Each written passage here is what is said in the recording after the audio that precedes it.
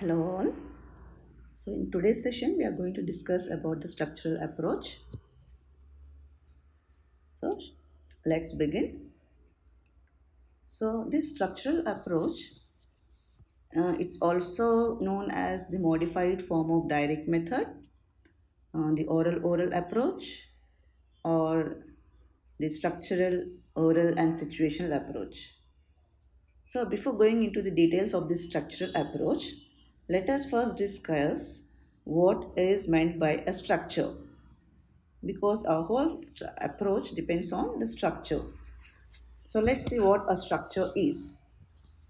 So a structure is an arrangement of words to form a suitable pattern. Okay? Or we can also say that it's a word order. So అంటే ఏంటి structure అంటే ఏంటి? Words యొక్క arrangement, అంటే దాని ఒక పద్ధతిలో ఒక ఒక పద్ధతిలో దాని యొక్క అమరికని మనం స్ట్రక్చర్ అంటున్నాము. అంటే ఉన్న పదాన్ని వర్డ్స్ని ఒక పర్టికులర్ ప్యాటర్న్లో అరేంజ్ చేయడాన్ని మనం స్ట్రక్చర్ అని అంటున్నాము. ఉదాహరణకి చెప్తాను నేను ఇక్కడ. Okay, let me give you an example. ఒక ఎగ్జాంపుల్గా తీసుకొని చెప్తే ఇక్కడ ఏం చెప్పొచ్చు అంటే,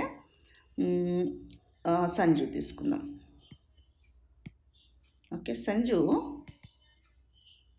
broke his toy. Okay, Sanju broke his toy. So ఇంకొక సెంటెన్స్ ఏం తీసుకుందామంటే, the toy broke Sanju. So ఇక్కడ రెండు సెంటెన్సెస్ ఉన్నాయి కదా, Sanju broke his toy, the toy broke Sanju. So ఇక్కడ మనకి ఈ ఫస్ట్ సెంటెన్స్ ఏ మేక్స్ ఎ ప్రాపర్ సెన్స్ కదా. It shows us the proper arrangement of words కదా. ఈ ఫస్ట్ సెంటెన్స్ మనకు మీనింగ్ఫుల్ అనిపిస్తుందా, సెకండ్ సెంటెన్స్ మీనింగ్ఫుల్ అనిపిస్తుందా? ఈ ఫస్ట్ సెంటెన్స్ మీనింగ్ఫుల్ అనిపిస్తుంది.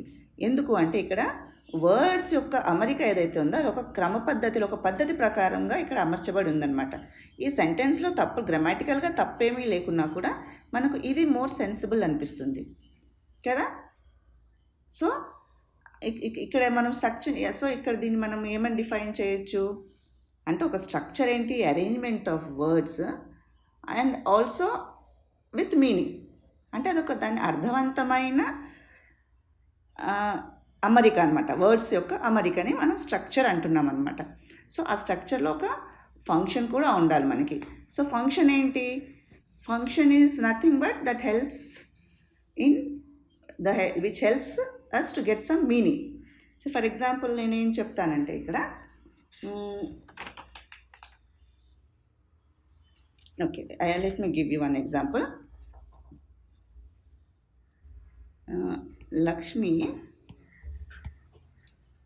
is there. Lakshmi is there. Okay, Lakshmi is there. Next ఇంకొక sentence ఏమి ఇస్తానంటే, ఈజ్ లక్ష్మి దేర్. ఇంకొక సెంటెన్స్ ఏమి ఇస్తానంటే, దేర్ లక్ష్మి ఈజ్. ఇంకొక సెంటెన్స్ ఏమి ఇస్తాను ఇక్కడ అంటే, దేర్ ఈజ్ లక్ష్మి. సో ఇక్కడ ఎన్ని సెంటెన్సెస్ ఉన్నాయి? 4 సెంటెన్సెస్ కదా. ఇక్కడ 4 సెంటెన్సెస్ ఉన్నాయి. And do they have the same vocabulary? Yes. So we are using here the same vocabulary.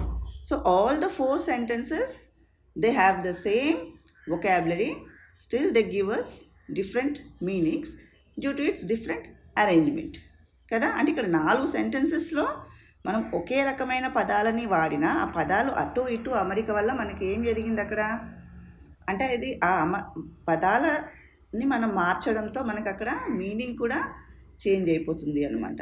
అంటే మనకి మీనింగ్ మేకింగ్ అంటే, ఒక స్ట్రక్చర్ అంటే ఏంటి, ఒక స్ట్రక్చర్ మనకి ప్రాపర్ అరేంజ్మెంట్ ఆఫ్ వర్డ్స్ ఉండాలి, అది కూడా మీనింగ్, అర్థవంతమైన మీనింగ్తో ఉండాలన్నమాట. So that is a structure అనమాట. సో అర్థమైంది అనుకుంటాను కదా. స్ట్రక్చర్ అంటే సో దీన్ని ఇప్పుడు మనం స్ట్రక్చర్ అంటున్నాము. ఏది ఇప్పుడు మనం ఏదైతే చెప్పుకున్నామో ఈ ఫస్ట్ ఎగ్జాంపుల్ కానీ ఈ సెకండ్ ఎగ్జాంపుల్ కానీ ఇవి దీన్ని స్ట్రక్చర్ అంటారు.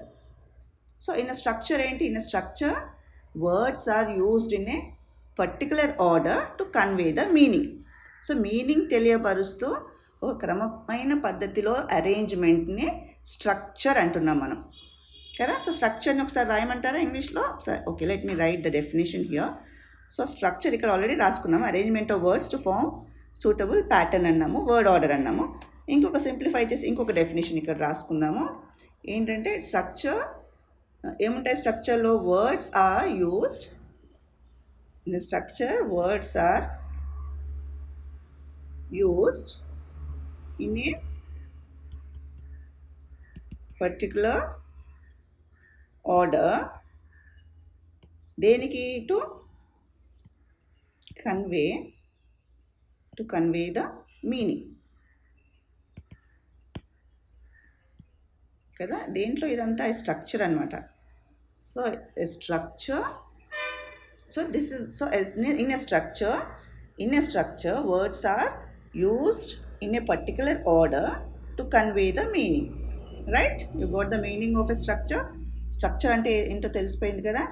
సో స్ట్రక్చర్ అనమాట. So we learn language.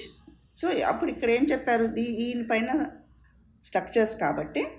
సో అప్పుడు ఏం చెప్తున్నారంటే లింగ్విస్ట్లో, teaching English by helping the learners to learn certain structures of English is called the structural approach అంటున్నారు.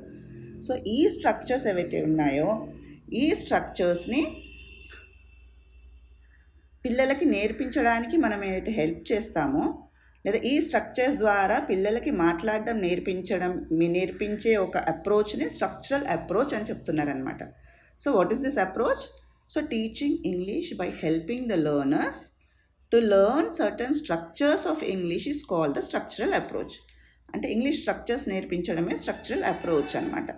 అయితే ఇక్కడ ఇది ఇంగ్లీష్ స్ట్రక్చర్స్ నేర్పించడము స్ట్రక్చర్స్ అప్రోచ్ యొక్క ముఖ్య ఉద్దేశం ఎందుకన్నారు అని అంటే, సో స్ట్రక్చరల్ అప్రోచ్ని మనం ఇప్పుడు డిఫైన్ చేసాం కదా. సో స్ట్రక్చరల్ అప్రోచ్ అన్నాం. సో ఇక్కడ ఉదాహరణ మనం ఇందాక ఇచ్చిన ఈ సెంటెన్సెస్లో, పైన సెంటెన్సెస్లో ఇక్కడ ఏ స్ట్రక్చర్ ఉంది అంటే వర్డ్స్ యొక్క అరేంజ్మెంట్ అన్నాం కదా. Here we talked about the arrangement of words. So what is the arrangement of words here? What is the in which form they are arranged? So here we have subject, verb and the object, isn't it? So if you look at all the sentences, you will find a subject, a verb and an object కదా. ఈ మూడిట్లో కూడా మనకి subject ఉంది, verb ఉంది, object ఉంది. So మనం ఈ సెంటెన్సెస్లో కేవలం చేసింది ఏంటి? ఆబ్జెక్ట్ని ఇలా చేసాము, సబ్జెక్ట్ని ఆబ్జెక్ట్ దగ్గర పెట్టాము, లేదా వర్బ్ని ఇటు మార్చాము అటు మార్చాము. సో ఏం చేసినా కూడా దీని యొక్క అరేంజ్మెంట్ని మనం అటు ఇటు, ఈ సబ్జెక్ట్ వర్బ్ ఆబ్జెక్ట్ యొక్క అరేంజ్మెంట్ని అటు ఇటు చేయడంతో దాంట్లో మీనింగ్ మేకింగ్ చేంజ్ చేసాం మనం. అంటే డిఫరెంట్ మీనింగ్స్ వచ్చేటట్టుగా అరేంజ్ చేసామన్నమాట. So this is one structure. So ఇది ఒక స్ట్రక్చర్ అనమాట. సో ఇప్పుడు ఇంకా క్లియర్గా అర్థమైంటుంది కదా, ఇది ఒక స్ట్రక్చర్ అనమాట. ఇంగ్లీష్లో ఇది ఒక స్ట్రక్చర్. సో ఇలా స్ట్రక్చర్స్ ఇంగ్లీష్లో చాలా ఉన్నాయి. ఈ స్ట్రక్చర్స్ ఓకే. సో ఇట్లాంటివి చాలా స్ట్రక్చర్స్ ఉన్నాయి. And we learn language through these structures. So ఇలాంటి స్ట్రక్చర్స్ ద్వారానే మనం లాంగ్వేజ్ నేర్చుకుంటాము అని చెప్పేసి లింగ్విస్ట్ చెప్పడం జరిగింది.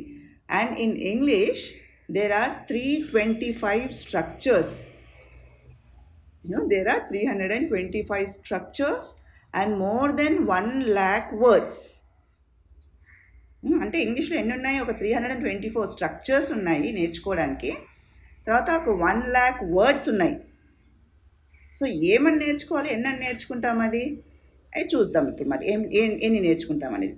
సో బేసికలీ ఏంటి ఈ స్ట్రక్చరల్ అప్రోచ్ అనేది? స్ట్రక్చరల్ అప్రోచ్ అంటే ఏంటో చెప్పుకున్నాం కదా, మరొకసారి చెప్తాను. స్ట్రక్చరల్ అప్రోచ్ అంటే teaching English by helping the learners to learn certain structures of English is called the structural approach.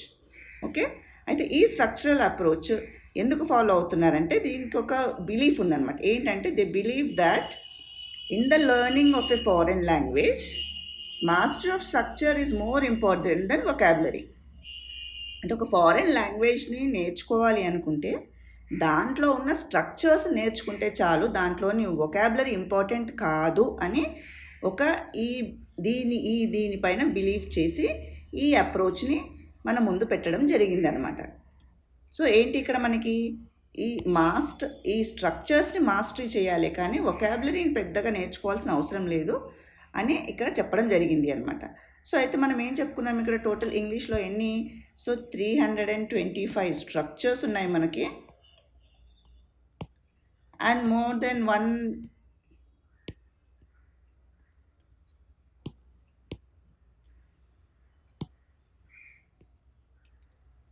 lakh కంటే ఎక్కువ వర్డ్స్ ఉన్నాయి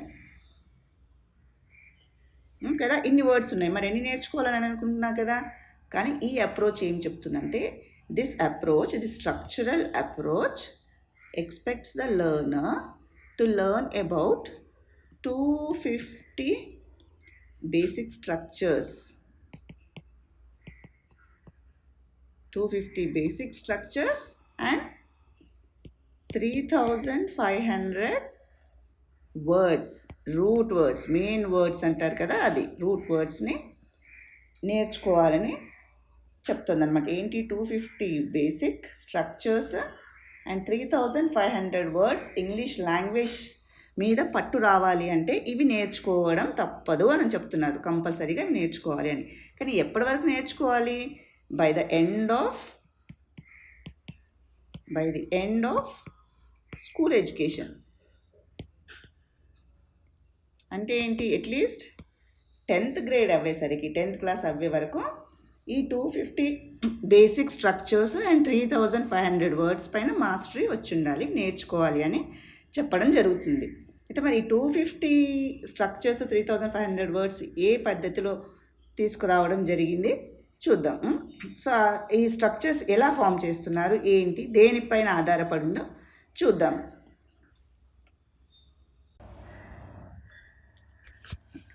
Let us look at different types of structures now. So structures. So words, arrangement of words is known as structure అనుకున్నాం కదా. So ఆ వర్డ్స్ని ఏ విధంగా ఎలా arrange చేస్తే ఏ structures ఎన్ని విధాలుగా స్ట్రక్చర్స్ ఫామ్స్ చేస్తున్నారు అనేది చూద్దాం మనము. So let us go with the types of structures. So we have the structures, that is sentence pattern structures. So we have in the sentence pattern. So in the above sentences, we saw that SVO examples, that is subject, verb, object examples. So many sentences can be formed with the structure, isn't it? So structures, that in this sentence pattern, the sentence can be formed using subject, verb and object patterns. That is the statements about the statements of facts, like sun rises in the morning, or she eats, I sleep. So I sleep every day. So such kind of sentences we can take for this pattern. ఇంకొకటి ఏంటంటే question forms కూడా తీసుకోవచ్చు. Question ఫామ్స్లో ఎలా వస్తుంది? అప్పుడు V+S+O వస్తుంది కదా. So దీంట్లో క్వశ్చన్ ఫామ్స్ ఏంటి? సో ఏదైనా క్వశ్చన్ ఫామ్స్కు అంటే ఇలాంటివి, అంటే many sentences can be formed with these structures. అంటే ఒక స్ట్రక్చర్ తీసుకున్నాం అనుకోండి, ఒక స్ట్రక్చర్లోంచి ఎన్నో సెంటెన్సెస్ ఇందులోంచి ఫామ్ చేయొచ్చు. ఈ స్ట్రక్చర్ తీసుకుంటే ఇందులో ఎన్నో క్వశ్చన్స్ ఈ రకంగా ఫ్రేమ్ చేయొచ్చు. క్వశ్చన్స్ ఫామ్లో ఉన్నవన్నీ కూడా ఇట్లా వచ్చేస్తాయి అన్నమాట. సో ఇందాక మనం పైన అనుకున్నాం కదా, ఆ విధంగా ఎగ్జాంపుల్స్ అనమాట. సో తర్వాత ఫ్రేజెస్తో కూడా, సో వర్డ్స్ని ఫ్రేజ్ ఫామ్లో కూడా చేసి తీసుకోవచ్చు. సో ఎలా అంటే దీన్ని, సో ఫర్ ఎగ్జాంపుల్ ఇప్పుడు ఒక వర్డ్ ఉంది, బ్రేక్ అన్న వర్డ్ ఉంది. బ్రేక్ అంటే మనకు అందరికీ అర్థం తెలుసు కదా, విరగడము అది. తర్వాత ఇంకొక వర్డ్ తీసుకుందాము, డౌన్. సో డౌన్ అంటే ఏంటి? కింద కదా. కానీ ఎప్పుడైతే దీన్ని మనం ఫ్రేజ్ చేసామో, ఫ్రేజ్ కింద వాడాము దీన్ని, అంటే ఇప్పుడు రెండింటిని కలిపితే ఫ్రేజ్ అవుతుంది కదా. సో ఏమొస్తుంది మనకి? బ్రేక్ డౌన్ అన్న ఒక ఫ్రేజ్ వస్తుంది కదా. సో దీన్ని అర్థం మారిపోతుంది కదా. మనం ఈ రెండు వర్డ్స్ చూడడానికి రెండు వర్డ్సే, కానీ రెండు వర్డ్స్ని ఎప్పుడైతే ఫ్రేజ్ ఫామ్లో తీసుకున్నామో దాని మీనింగ్ చేంజ్ అయిపోతుంది కదా. So my car broke down అని వాడతాము, అంటే నా కార్ పాడైపోయింది అని కదా.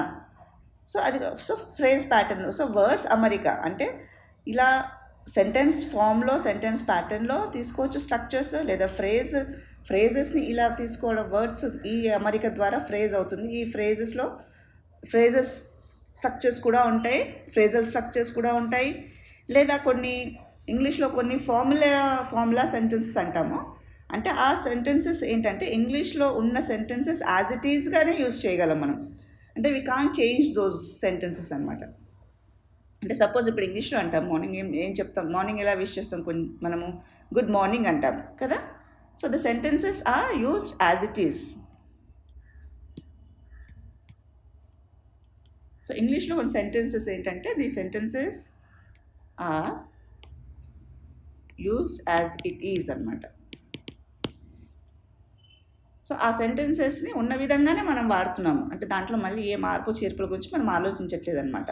ఇంగ్లీష్లో మ్యాథమెటిక్స్లో ఎలా అయితే ఫార్ములా ఉంటుందో, ఫార్ములా అండ్ మ్యాథ్స్లో కానీ సైన్స్లో ఫార్ములాని మనం మ్యాథ్స్లో యాజ్ ఇట్ ఈజ్ ఎలా నేర్చుకుంటామో ఇక్కడ కూడా అంతే. కొన్ని సెంటెన్సెస్ యాజ్ ఇట్ ఈజ్గా మనం వాడుతున్నాం అనమాట. See for example you have good morning. So good మార్నింగ్ని మనం గుడ్ మార్నింగ్ అంటున్నాం కానీ ఏమనట్లేదు. దీనికి రెస్పాన్స్ పోనీ ఇంకో మనం లేదా రెస్పాన్స్ హౌ ఆర్ యు అన్నప్పుడు ఎలా రెస్పాన్స్ ఇస్తున్నాం, ఐఎమ్ ఫైన్ అంటాము కదా, లేదా ఐఎమ్ డూయింగ్ గుడ్ అంటాము. సో ఇలాంటి రెస్పాన్సెస్ కానీ ఇవన్నీ కూడా మనము we are using as they are in English కదా. Okay, so these are some kind of structures. తర్వాత కొన్ని ఇడియోమాటిక్ ఎక్స్ప్రెషన్స్లో కూడా స్ట్రక్చర్స్ అంటే మనం యూజ్ చేయొచ్చు అనమాట. అంటే ఇప్పుడు మనం వాటిని ఈడియమ్స్లో కొన్ని స్ప్లిట్ చేసామనుకోండి, సో అవి they have their own meaning, డిఫరెంట్గా మీనింగ్ వస్తాయి. సో సపోజ్ ఇప్పుడు ఒక ఎగ్జాంపుల్ తీసుకుందాము, బ్లాక్ వైట్ రెండు వేరు కలర్స్ కదా. కానీ మనం దాన్ని ఒక్కొక్కసారి మనం ఏం చేస్తాం, మనము దాని వాడుకలో ఎలా తీసుకొస్తాము, ఇడియోమాటిక్ ఎక్స్ప్రెషన్ మనం యూజ్ చేయాలి అని అంటే ఇన్ బ్లాక్ అండ్ వైట్ అంటాం మనం కదా. సో అలా కలర్స్ పైన ఇంకొక ఎగ్జాంపుల్ తీసుకుందాం. ఇప్పుడు ఒక బ్లూ కలర్ ఉంది, బ్లూని కలర్కి యూజ్ చేస్తాం. మూన్ అంటే మనకు తెలుసు ఏంటనేది అర్థం. సో ఇప్పుడు దీన్ని మనం ఇడియోమాటిక్ ఎక్స్ప్రెషన్ కింద వాడామనుకోండి, రెండింటిని కలిపి ఎలా వాడతాం మనం దీన్ని, once in a blue moon అన్నాం మనం. వాడెప్పుడు మనం ఇప్పుడు తెలుగులో ఎలా వాడతాము, అమావాస్యకు పౌర్ణమి చంద్రుల్లాగా కనిపిస్తాడను అలా అంటాం కదా. సో ఇది కూడా అంతే అనమాట. So once in a blue moon, ఎప్పుడో ఒకసారి కనిపిస్తాడు అన్నట్టుగా అర్థం వస్తుంది అనమాట. సో దీనికి ఇక్కడ బ్లూకి అర్థం వేరు, మూన్కి అర్థం వేరు కదా. సో కానీ దీన్ని మనం ఇడియోమాటిక్ ఎక్స్ప్రెషన్స్ కింద ఇడియమ్స్ కింద తీసుకుంటాం మనం దీన్ని. సో ఇలాంటి సెంటెన్స్ స్ట్రక్చర్స్ కూడా అనమాట. సో ఎన్ని రకాలుగా స్ట్రక్చర్స్ ఉన్నాయి. సో ఈ స్ట్రక్చర్స్ని ఆధారం చేసుకుని లాంగ్వేజ్ బాగా నేర్పించవచ్చు అంటున్నారు. అంటే బేసికలీ ఈ స్ట్రక్చరల్ అప్రోచ్ ముఖ్య ఉద్దేశం ఏంటి, స్పీచ్ అంటే మాట్లాడడం రావాలి బేసికల్గా. అయితే ఇదివరకు మనకు దీని క్రితం మనం ఇంకొకటి చెప్పుకున్నాం, గుర్తుంది కదా మీకు, అప్పుడు మెథడ్స్లో డైరెక్ట్ మెథడ్ చెప్పుకున్నాం కదా. డైరెక్ట్ మెథడ్ ఇప్పుడు మనం ఏ మెథడ్ వాడినా, ఏ అప్రోచ్ వాడినా దాని ముఖ్య ఉద్దేశం ఏంటి, పిల్లవాడికి మాట్లాడడం, లాంగ్వేజ్ బాగా రావాలి, లాంగ్వేజ్ యూజ్ చేయడం బాగా రావాలి, ఇన్ హిస్ ఎవ్రీడే కాంటెక్స్ట్లో మాట్లాడడం బాగా రావాలి. సో ఇక్కడ కూడా సో లాంగ్వేజ్ బాగా రావడానికి ఇక్కడ ఏం చెప్తున్నారంటే స్ట్రక్చర్స్ యూజ్ చేయాలని చెప్తున్నారు. సో బేసికల్గా మాట్లాడడం పైన ఎక్కువ ఫోకస్ చేయడం జరుగుతుందన్నమాట ఈ అప్రోచ్లో. సో అందుకనే అంటే ఇక్కడ దీనిలో ఇంకొక ముఖ్య ఉద్దేశం ఏంటి, మనం ఇదివరకు అనుకున్నాం కదా, దీనికి ఇంకొక పేరు కూడా ఉందని. సో ఏంటది, ఓరల్ అప్రోచ్. ఓకే, అంటే ఓరల్ అంటే వినడం. సో ఇక్కడ oral means listening. Okay, this is listening. So oral is listening. Oral means saying or using it. Okay, so here the child has a space or the child has an opportunity to listen and then to use it in the speech. Okay, and using it in different situations. So that's why we again call it as structural, oral and situations. That means using the structures in particular situations అంటే మళ్ళీ సందర్భాలు, అంటే ఇచ్చిన సందర్భానుసారంగా భాషని మాట్లాడడమే లేదా భాషని వాడడమే ఈ స్ట్రక్చరల్ అప్రోచ్ మీనింగ్ అనుకుందాము. ఓకేనా. సో దీని మెయిన్ ప్రిన్సిపల్స్ కానీ దీనికి ఫీచర్స్ కానీ చూద్దాం ఇప్పుడు. సో ఈ స్ట్రక్చరల్ అప్రోచ్ యొక్క ముఖ్య ప్రిన్సిపల్స్ ఫీచర్స్ చూద్దాం. సో మనం ఇదివరకు కూడా అనుకున్నాం కదా దీనికి. సో దీని మీ ఫస్ట్ ప్రిన్సిపల్ ఏంటి లేదా ఫస్ట్ ఫీచర్ ఏంటి దీనిది అని అంటే, సో కమాండ్ అనమాట. అంటే లాంగ్వేజ్ స్కిల్స్ పైన కమాండ్ తీసుకురావడం. అంటే కమాండ్ ఎలా తీసుకురావాలి? త్రూ స్ట్రక్చర్సే కదా. అంటే స్పోకెన్ లాంగ్వేజ్ పైన ఇక్కడ ఇంపార్టెన్స్ ఆఫ్ స్పీచ్ అన్నాం కదా, the first point. So language teaching should begin with spoken language అని చెప్పేసి చెప్పడం జరిగింది. అంటే స్పోకెన్ పైన ఎక్కువగా ఇంపార్టెన్స్ ఇవ్వాలి అని చెప్పి ఇక్కడ చెప్పడం జరిగిందనమాట. Speech is important here. Okay, speech first. తర్వాత సో దీనికి ఇంకొక ముఖ్య సెకండ్ ప్రిన్సిపల్ ఏంటంటే, ఈ లాంగ్వేజ్ అనేది సెలెక్షన్ ఆఫ్ మెటీరియల్ పైన కూడా డిపెండ్ అయి ఉంటుంది. ఇందాక అనుకున్నాం కదా, though we have 375 structures, we need not learn all the structures అని చెప్పుకున్నాం కదా. అన్ని స్ట్రక్చర్స్ నేర్చుకోక్కర్లేదు, మొత్తం వొకాబులరీ నేర్చుకోక్కర్లేదు మాట్లాడడానికి. కొంత నేర్చుకోవాల్సి ఉంటుంది, కొన్ని నేర్చుకోవాల్సి ఉంటుంది అనుకున్నాం. కొన్ని అంటే ఏవి నేర్చుకోవాలి, దేన్ని బేస్ చేసుకుని నేర్చుకోవాలి, which words are which structures we should learn. So is there any criteria for that? Yes, there is a criteria. అంటే దానికి కూడా ఒక పద్ధతి ఉంది, ఒక ప్రిన్సిపల్ ఉంది.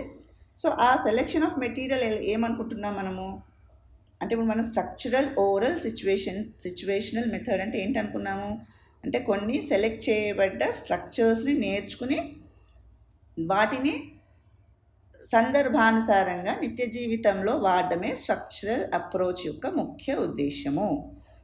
సో ఆ వాడుక, ఆ material, what is that material, ఆ material, how to select that material. So ఆ మెటీరియల్ని ఏ విధంగా సెలెక్ట్ చేయాలి అంటే, ఫస్ట్ ప్రిన్సిపల్ ఫస్ట్ దేని మీద ఆధారపడింది అంటే యూస్ఫుల్నెస్ పైన. అంటే మనం సెలెక్ట్ చేసుకున్న మెటీరియల్ ఫస్ట్ ప్రిన్సిపల్ ఏంటి? యూస్ఫుల్నెస్. అంటే మనకు ఏవైతే తరచూ మనం వాడుకలోకి తీసుకొస్తున్నామో స్ట్రక్చర్స్, ఏ స్ట్రక్చర్స్ అయితే మనం ప్రతినిత్యము వాడుతున్నామో, మన నిత్య జీవితంలో వాడుతున్నామో, అటువంటి స్ట్రక్చర్స్ మాత్రమే we have to use, and that means we have to use the structures which are useful in our day to day life, the structures which we can use in every day, okay, in different situations. So this is the first principle of this selection of material, that is usefulness. Useful undali. So next one ఏంటంటే, next దేనిపైన ఆధారం ఉందంటే productivity పైన. Productivity అంటే ఏంటి? ఇచ్చిన ఒక స్ట్రక్చర్ని base చేసుకుని దాని ఆధారంగా నెంబర్ ఆఫ్ అదర్ సెంటెన్సెస్ ఇవ్వగలగాలన్నమాట. Making many other sentences using the given structure అనమాట. ఓకే, సో అంటే ఇచ్చిన వర్డ్ని బట్టి ఇచ్చిన. So if structure is given to us, if a sentence is given to us, we should be able to make many more sentences. మనం ఉదాహరణలో కూడా చెప్పుకున్నాము. Then the next one is the simplicity. So the structures, it should not be complex. So we should move from simple to complex. The words should be simple, అంటే ప్రతినిత్యం సింపుల్గా ఉండేవి మనం తీసుకోవాలన్నమాట. సో సింపుల్ టు కాంప్లెక్స్కి ఉండాలి, అంటే known to అన్నోన్గా ఉండాలన్నమాట words. Then ఇంకా మనం సెలెక్ట్ చేసిన స్ట్రక్చర్ ఎలా ఉండాలి? టీచబిలిటీ. అంటే మనం టీచింగ్కి ఈజీగా, అంటే it should be able to teach, అంటే we should be able to teach that structure to the children. So teachability కూడా ఉండాలన్నమాట, మనం దాన్ని టీచ్ చేయగలగాలన్నమాట ఆ వర్డ్స్ దాన్ని. తర్వాత ఇంకొకటి ఏంటి? ఫ్రీక్వెన్సీ. సో ఫ్రీక్వెన్సీ ఏంటి అంటే అకరెన్స్, అంటే అది ఎన్నిసార్లు అకర్ అవుతుంది, అంటే ఎన్నిసార్లు మనం దాన్ని వాడుకలోకి తీసుకొస్తున్నాము, అంటే దాని అపియరెన్స్ ఎన్నిసార్లు ఉంటుంది మన వాడుక భాషలో, మనం ఎన్నిసార్లు ఆ పదాన్ని మనం వాడుతున్నాము లేదా స్ట్రక్చర్స్ని వాడుతున్నాము, అది ఫ్రీక్వెన్సీ అనమాట. అంటే ఏంటిది? Occurrence. So how many times it is occurring in our usage, that is the frequency. So the material that is selected for mastery is based on the usefulness of those structures, then it is based on the productivity, then the simplicity, and it should be teachable, and at the same time it depends upon the frequency of its appearance. Okay. Then let us come to the next feature of this principle. So we said that it is basically depends on selection and gradation of material. Structures means structures.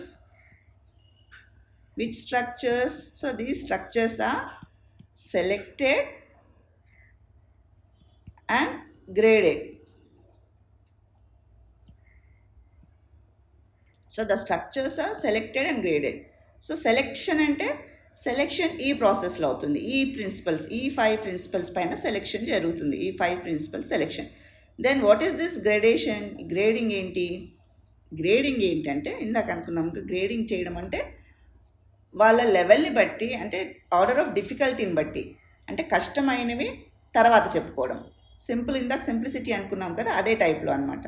So already ఇప్పుడు select చేసాం, మనం కొంత మెటీరియల్ని select చేసాం. ఆ select చేసిన మెటీరియల్ని ఎప్పుడు నేర్చుకోవాలి, ఎలా నేర్చుకోవాలి, ఏ పద్ధతిలో నేర్చుకోవాలి అంటే మొదట్లో సింపుల్వి నేర్చుకోవాలి, తర్వాత కాంప్లెక్స్కి వెళ్ళాలి. So it depends on the order of difficulty and that is known as gradation అనమాట. సో అంటే టీచర్ ఏంటి, ఆ ఉన్న వాళ్ళకి లిస్ట్ అవుట్ చేసిన స్ట్రక్చర్స్ కానీ వొకాబులరీని కానీ ఏం చేయాలి, వాటిని వాళ్ళ లెవెల్కి తగ్గట్టు సింపుల్ నుంచి కాంప్లెక్స్కి ఆర్గనైజ్ చేసుకోగలగాలన్నమాట.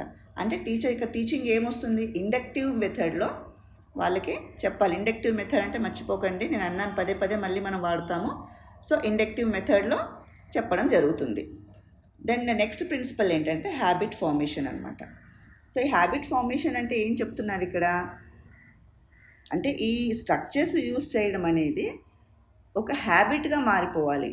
అండ్ ఈ హ్యాబిట్ ఫార్మేషన్ కూడా ఏంటంటే స్టూడెంట్స్ మదర్ టంగ్లో ఏవైతే స్ట్రక్చర్స్ ఉంటాయో ఆ స్ట్రక్చర్స్ని యాజ్ ఇట్ ఈజ్గా ఇంగ్లీష్లో వాడడానికి ప్రయత్నం చేయకూడదు. That is what usually we do, వినో కదా. యూజువల్గా మనం అదే చేస్తూ ఉంటాం కదా. అంటే ఫస్ట్ మదర్ టంగ్లో మనము ఒక సెంటెన్స్ని అనుకుంటాము, ఆ సెంటెన్స్ని యాజ్ ఇట్ ఈజ్గా మళ్ళీ ఇంగ్లీష్లోకి ట్రాన్స్లేట్ చేస్తాము. కానీ అక్కడ ప్రాబ్లం ఏమొస్తుంది అంటే సబ్జెక్ట్ వర్బ్ ప్రాబ్లం వస్తుంది కదా. అంటే ఇంగ్లీష్లో మనము యూజువల్గా we begin with the subject, whereas in the mother tongue we begin with the object maybe కదా. సో సబ్జెక్ట్ ఆబ్జెక్ట్ ఫార్మేషన్ దగ్గర అక్కడ మనకి ప్రాబ్లం వస్తుంది కాబట్టి, సో అదే హ్యాబిట్ ఫార్మేషన్ కరెక్ట్ ఫామ్లో, అంటే స్ట్రక్చర్స్ యూజ్ చేయడం, కరెక్ట్ స్ట్రక్చర్స్ యూజ్ చేయడం అనేది హ్యాబిట్ ఫామ్ అవ్వాలి. కానీ మదర్ టంగ్ని యూజ్ చేస్తూ స్ట్రక్చర్స్ ప్యాటర్న్స్ ఫామ్ చేయడం అనేది హ్యాబిట్ కాకూడదు అనేది ఇక్కడ ఈ principle, one of the principle అనమాట ఇందులో. సో హ్యాబిట్ ఫార్మేషన్ అనమాట అది. So next it should be activity based. So ఇక్కడ హ్యాబిట్ ఫార్మేషన్ అంటే ఇక్కడ ఏమనుకున్నాము, మదర్ టంగ్ హిండ్రెన్స్ ఉండకూడదు అనమాట. మదర్ టంగ్ హిండ్రెన్స్ ఉండకూడదు, అదొక ఆబ్స్టకల్ కాకూడదు అనమాట. అంటే మదర్ టంగ్ అలవాటు అయిపోయింది కదా, అది హ్యాబిట్ ఫామ్ అయిపోయింది, ఆ హ్యాబిట్ ఫార్మేషన్ తీసేసేయాలన్నమాట. అది ఇక్కడ ముఖ్య ఉద్దేశం అనమాట. దెన్ అది ఏ రకంగా తీసేయాలి, సో యాక్టివిటీ బేస్డ్ లెర్నింగ్లోనే వాళ్ళకి ఇది చేయడానికి అవకాశం ఉంటుంది అనమాట.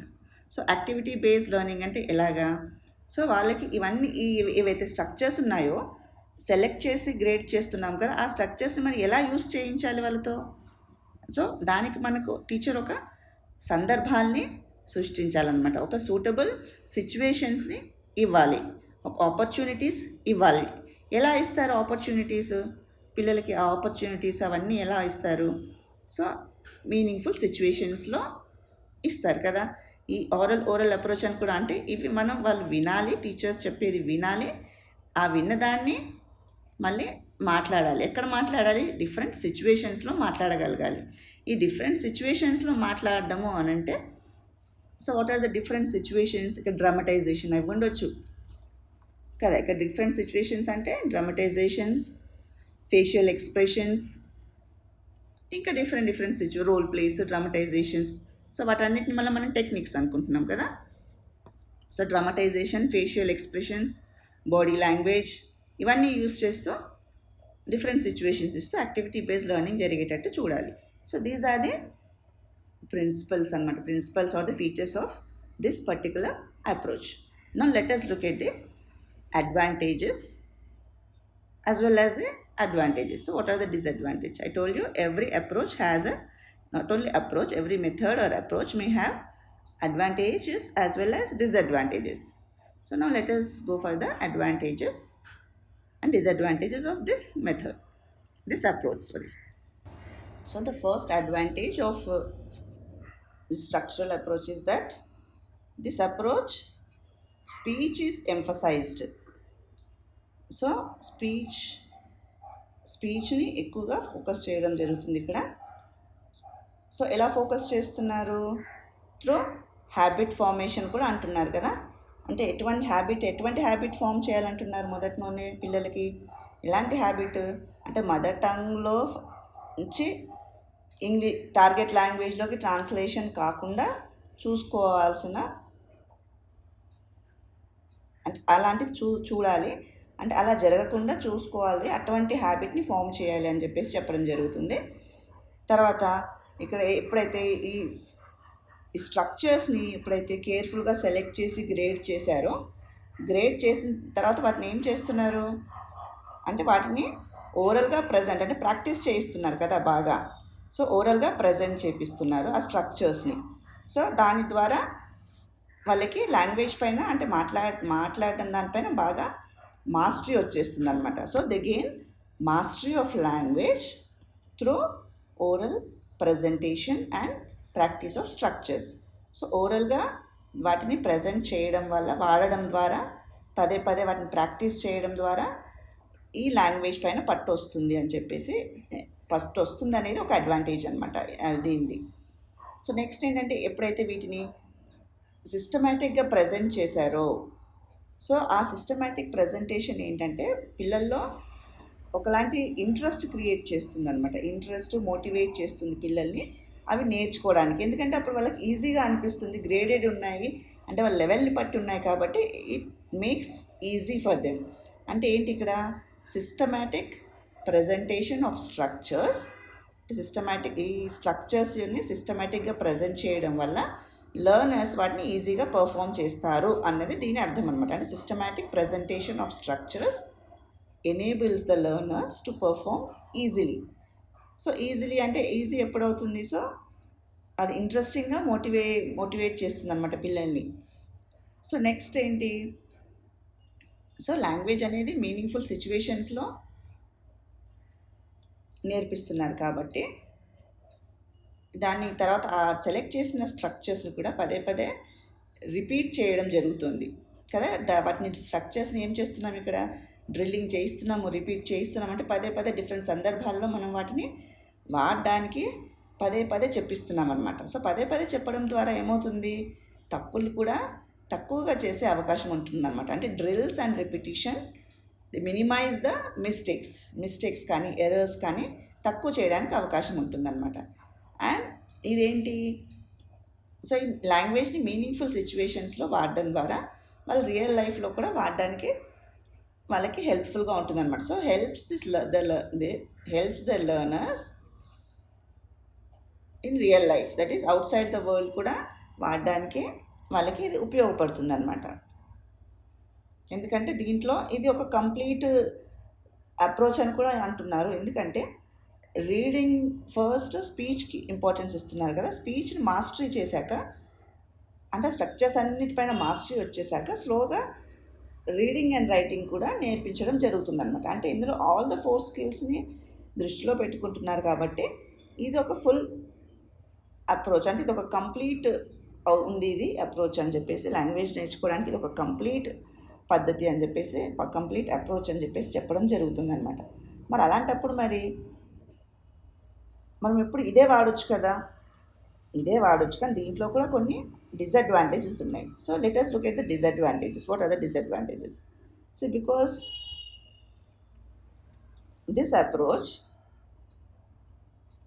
it's difficult for an average teacher. Why it's difficult? Because the teacher has to prepare well in advance, and her planning should be good. And when can the teacher make a good planning? When the teacher knows about the nature of the language. అంటే language పిల్లలు ఎలా నేర్చుకుంటారు అన్నది టీచర్కి మంచి అవగాహన ఉంటే ఇలాంటి యాక్టివిటీస్ కానీ ఇవి చేయడానికి గ్రేడేషన్ ఇవన్నీ చేయడానికి అవకాశం ఉంటుంది టీచర్కి. కానీ టీచర్ ఒక యావరేజ్ టీచర్ ఇవన్నీ చేయగలదా అనేది ఒక ప్రశ్నార్థకమైన ఒక ఫీలింగ్ అనమాట, ఒక క్వశ్చన్ అనమాట, ఒక ఆలోచన అది కూడా. సో దాన్ని ఒక డిసడ్వాంటేజ్ కింద తీసుకోవడం జరుగుతుంది. సో ఇక్కడ ఇంకొకటి కూడా ఏం చెప్పడం జరుగుతుందంటే దీన్ని డిసడ్వాంటేజ్ అని ఎందుకు అంటున్నారు అంటే ఇది స్పీచ్ ఈజ్ ఎంఫసైజ్డ్ అంటున్నారు కదా.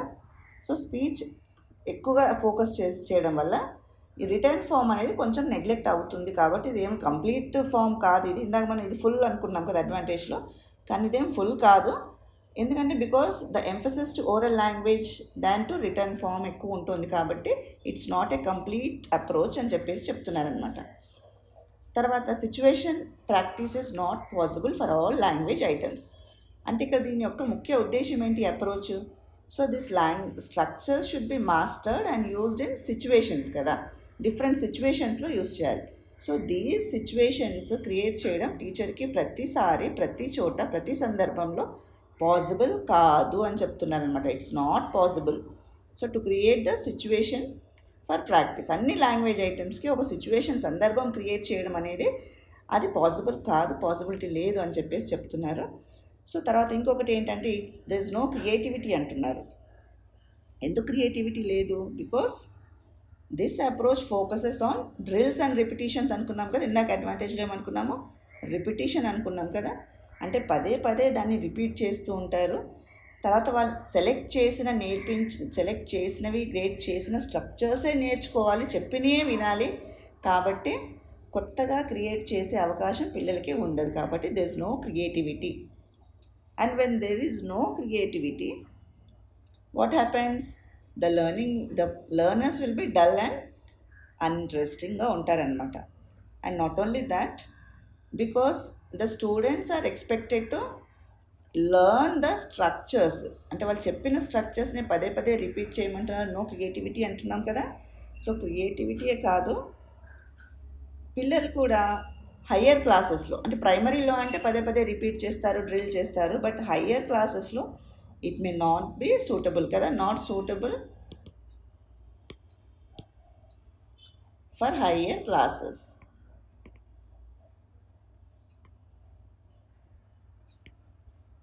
ఎందుకంటే పెద్ద పిల్లలు పదే పదే రిపీట్ చేయడానికి ఇష్టపడరు కదా. So these are the disadvantages. So ఇలా ఈ స్ట్రక్చర్స్ని పదే పదే వాడడానికి ఇష్టపడరు. తర్వాత ఇంకొకటి ఏంటంటే ఇక్కడ గ్రామర్ కూడా ఈ అప్రోచ్లో నేర్చుకోవడానికి పాసిబుల్ కాదు. ఎందుకంటే ఇక్కడ ఓన్లీ ఫంక్షనల్ గ్రామర్ మాత్రమే చెప్పడం జరుగుతుంది అనమాట. అంటే ఇందులో రూల్స్ కానీ ఏవి కానీ కూడా చెప్పడం జరగదు. So only functional part of grammar చెప్తారు కాబట్టి ఇది డిసడ్వాంటేజ్ అంటున్నారు. అంటే ఇది ఒక డీమెరిట్స్ ఉన్నాయి ఇందులో కాబట్టి. So there are many demerits అంటున్నారు. ఇట్స్ నాట్ ఫుల్ అప్రోచ్ అంటున్నారు. Then the repetition makes the class dull అంటున్నారు, డల్ అండ్ అన్ఇంట్రెస్టింగ్ అంటున్నారు. And there is no creativity అంటున్నారు. So it's just a kind of repetition where speech is emphasized అంటున్నారు. కాబట్టి this doesn't work అని చెప్పేసి అంటున్నారు. ఎందుకంటే ద మెయిన్ టార్గెట్ ఏంటి అసలు? Actually what the linguist and what the teachers say that the main target of the language teaching is that the child should gain mastery over what? The linguistic competencies కదా. Linguistic competencies అంటే ఏంటో మనం ఇదివరకే define చేసాము. Linguistic కాంపిటెన్సీస్లోకి ఏమేమి వస్తాయి? మరి linguistic competency అంటే ఏంటి? పిల్లలు లాంగ్వేజ్ని వాళ్ళ నిత్య జీవితంలో వాడగలగాలి. సో నిత్య జీవితంలో వాడగలగాలి అన్నప్పుడు ఆ మాస్టరీ రావాలి. అంటే ఇలాంటివి డల్గా ఉండడము, అన్ఇంట్రెస్టింగ్గా ఉండడము, చెప్పిందే పదే పదే రిపీట్ చేయడం లాంటివి జరిగితే పిల్లలు లాంగ్వేజ్ని నేర్చుకోలేరు, లాంగ్వేజ్ని ఫ్రీగా వాడలేరు అనేది ఒక వాదన అనమాట. సో దీన్ని దృష్టిలో పెట్టుకుని ఇంకొక కొత్త అప్రోచ్ని తీసుకురావడం జరిగారు. దీనికి కాంట్రడిక్ట్గా, అంటే దీంట్లో కొన్ని డీమెరిట్స్ వచ్చాయి అని చెప్పేసరికి ఇంకొక అప్రోచ్ని తీసుకురావడం జరిగింది. That approach is known as next approach is known as the communicative approach. So communicative approach అంటే ఏంటి మళ్ళీ ఇది? Okay, let us discuss this about the communicative approach.